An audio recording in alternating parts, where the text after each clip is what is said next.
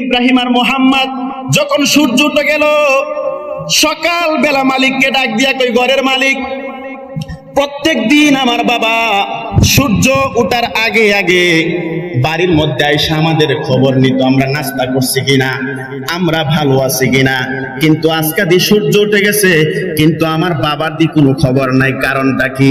ঘরের মালিক চোখের পানি ফালাইয়া দিছে। ও মোহাম্মদ, ও ইব্রাহিম, তোমার বাবারে তারা দুনিয়া থেকে বিদায় কইরা দিছে, তাহলে আমাদেরকেও তো তারা দুনিয়া থেকে বিদায় কইরা দিবে। কিভাবে নবীর আওলাদের চক্রান্ত কইরা তারা ওই কারবালার জমিনে নিয়ে নবীর আওলাদকে শহীদ করছে, আজকে আপনাদেরকে গত জুমার নেই আমি আলোচনাটা ধরলাম। এবার দুইটা সন্তান ডাক দিয়া কই, আমাদেরকেও তো তারা মেরে ফেলবে, তাড়াতাড়ি আমাদেরকে আপনি মদিনার রাস্তাটা দেখায়া দেন। এবার কই, এখন আজকে দেওয়া যাবে না, কারণ প্রত্যেক দিন সকালবেলা উটের কাফেলা যায়। তোমরা তো ছোট্ট মানুষ, রাস্তাও চিনো না, কোনো কিছু চিনো না, তোমাদেরকে কাফেলার মধ্যে ধরাইয়া দিব, ওই কাফেলার মধ্যে উঠে তোমরা মদিনায় চলে যাবে। এবার দুইটা সন্তান রাত্রেবেলা ঘুমাইলো, সকালবেলা ঘুম থেকে উঠতে একটু দেরি হইল। সকালবেলা যখন ঘুম থেকে উঠতে দেরি হইল, যায়া দেখতেছে উটের কাফেলা চইলা গেছে। দুইটা সন্তান রাস্তা চিনে না, কোনো কিছু চিনে না, এই দেশের মধ্যে তো আর থাকা যাবে না। দুইটা সন্তান মরুভূমির বালু দিয়া রাস্তা দিয়া হাঁটতে শুরু করলো। ছোট ভাইটা ডাক দিয়া কই, ভাই মদিনা কোন দিকে? আমরা তো মদিনার রাস্তা চিনি না। হাঁটতে হাঁটতে গরম বালুর মধ্যে পায়ের মধ্যে ঠসা পড়ে গেছে, আর ঠসার ভিতরে মরুভূমির বালু গুলা ঢুকে গেছে, যন্ত্রণা করতেছে। ছোট ভাইটা ডাক দিয়া কই, ভাই মদিনা কোন দিকে? আমরা তো চিনি না, আমি তো আর হাঁটতেও পারতেছি না, এখন আমার একটু পানির পিপাসা লাগছে, আমার একটু পানি পান করান। বড় ভাই ডাক দিয়া কই, ছোট ভাই আমার কাছে পানি চাইছে, আমি যদি এখন পানি না দিতে পারি আমি অপরাধী হইয়া যাবো, কিন্তু মরুভূমির মধ্যে টিউবওয়েল নাই, পুকুর নাই, অন্য কোনো পানি নাই, কিভাবে পানি পান করবে? একটা মাত্র উপায় আছে, সামনে যদি কোনো কূপ পাই তাহলে এই কূপের মধ্যে হইতে পানি সংগ্রহ করে খাওয়াইতে পারবে। বড় ভাই ডাক দিয়া কই, ছোট্ট ভাই আমার কাছে পানি চাইছে, আমি যদি পানি না দিতে পারি তাইলে তো আমি তো অপরাধী হইয়া যাবো। দেখবেন তো বড় ভাই যদি বিদেশের জমিনে থাকে, ছোট ভাই যদি দেশ থেকে কই, ভাই আমার একটা মোবাইল লাগবো, ওই বড় ভাইয়ের যদি চাকরি না থাকে, টাকা পয়সা না থাকে, অনেক সময় দেখা যায় ঋণ কইরা হলো ছোট ভাইয়ের আবদার মিটাই। কথা বলেন ঠিক কিনা? কিন্তু ছোট ভাইয়েরা কোন জিনিস বড় ভাইয়ের কাছে আবদার করলে না করতে পারে না।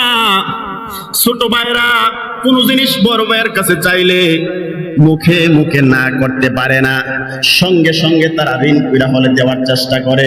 কিন্তু আমরা ছোট ভাইয়েরা বড় ভাইয়ের সাধনার কথা বইলা যাই, বন্ধু বান্ধবের পাল্লাই পড়ে তাদের সারা জীবনের কষ্টের কথা আমরা বইলা যাই।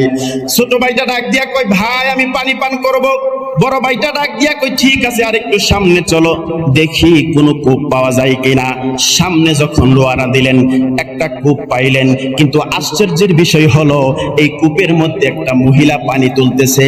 ডরে এই মহিলার কাছে যায় না, কারণ এই দেশের মানুষের তো কোনো বিশ্বাস নাই, না গেলে যদি কাছে যায় তাহলে আবার বাবার মতো যদি হত্যা কইরা শহীদ করে ফেলে, এই জন্য ভয়ে যায় না। আবার কি করব? বড় ভাইটা ডাক দিয়া কই, ছোট ভাই তুই একটু অপেক্ষা কর, যখন মহিলাটা চইলা যাইবো আমি তোরে নিজের মতো করে পানি পান করামো। আবার চিন্তা করে, মহিলাটা যদি চইলা যায় বালতিও নিয়ে যাবে, রশিও নিয়ে যাবে, তাহলে পানি ওঠামো কি দিয়া? এরপরে যা হবার হবে। আস্তে আস্তে আস্তে আস্তে ওই কূপের সামনে গেল। মহিলা ডাক দিয়া কই, তোমরা কে? আমাদেরকে আপনি চিনবেন না, আমাদেরকে আপনি চিনবেন না।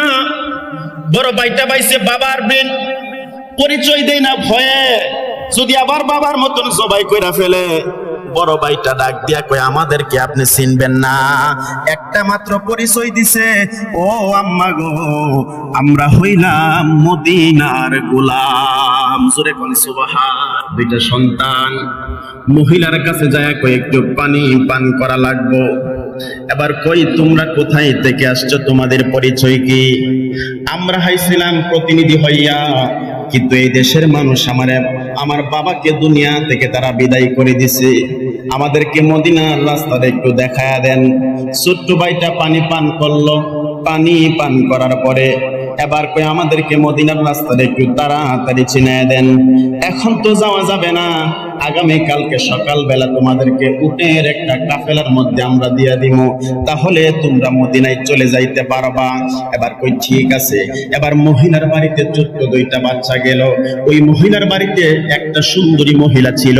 ওই মহিলাটা দুইটা বাচ্চা থেকে একবারে পাগল পারা হয়ে গেল। এত সুন্দর বাচ্চা, তোমরা কোথায় থেকে আসছো, কোথায় যাইবা, বিস্তারিত খুলে বললেন। সময় সংকীর্ণ, আমি একবারে শর্ট করে বলতেছি। এবার ইব্রাহিম আর মুহাম্মদ ডাক দিয়া কয়, আমরা প্রতিনিধি হয়ে আসছিলাম, আমাদের কি আপনি মদিনার রাস্তাটা একটু দেখায় দিবেন?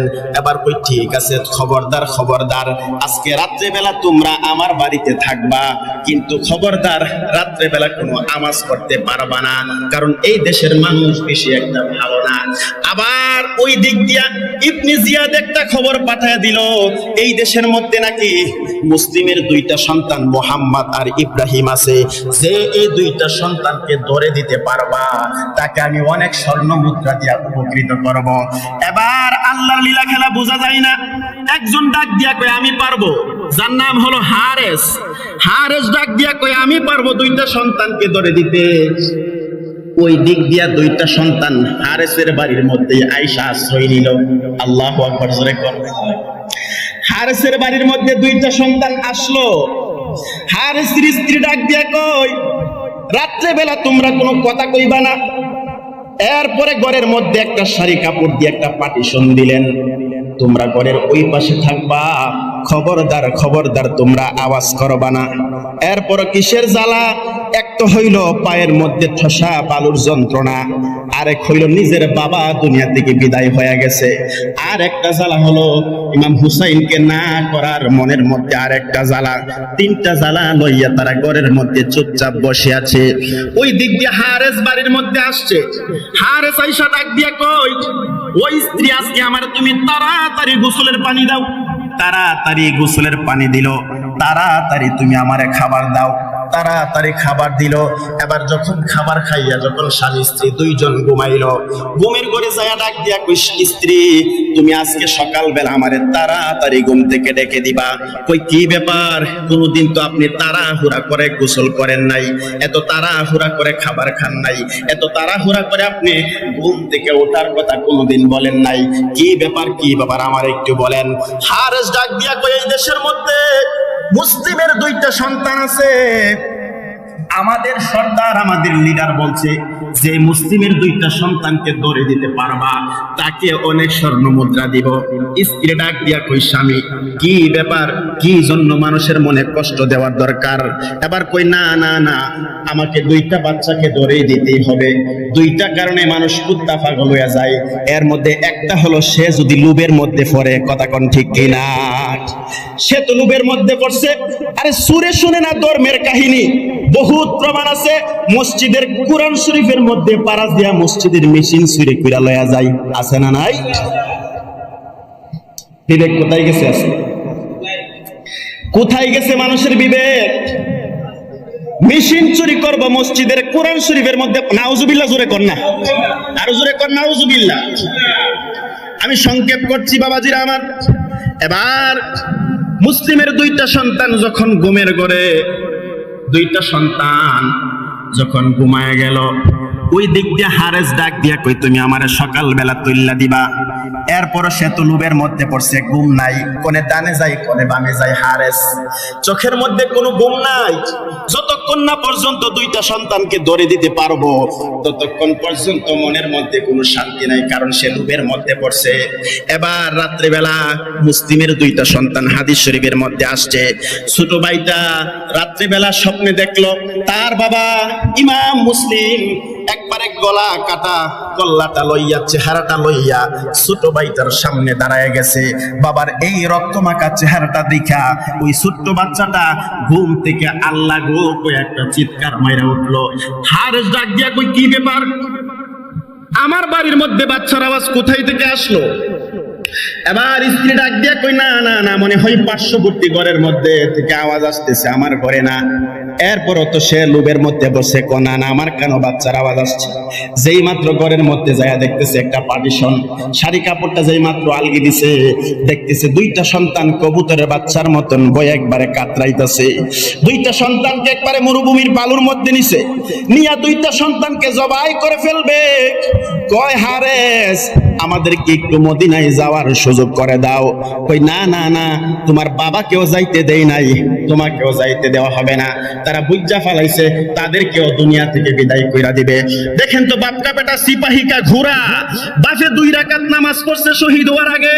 দুইটা সন্তান ডাক দিয়া কই, আমাদেরকে মারবেন অসুবিধা নাই, তবে আমাদেরকে একটু সময় দেন, আমরা 2 রাকাত নামাজ আদায় করব।